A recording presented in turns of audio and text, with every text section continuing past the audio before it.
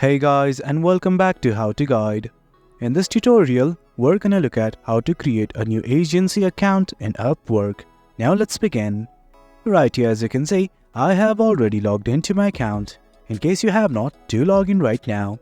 Initially, what you need to do is simply click on your profile picture on the top right. Just click on it, and from here, scroll right down to settings. Initially, you'll be in the contact info section. Well, we don't need to go anywhere.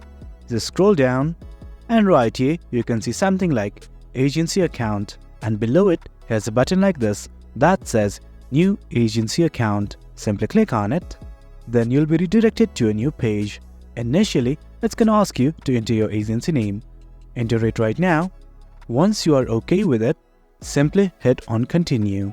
And guys, that is it. That's how we create an agency account in Upwork. It's quite easy. From here, as you can see, you can invite your agency members, make your agency profile shine. If you want to, here's the edit profile button right here.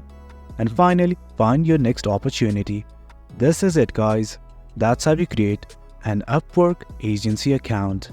Hope you guys found this video informative, and for more content like this, do remember to hit like, share and subscribe. Your support fuels us.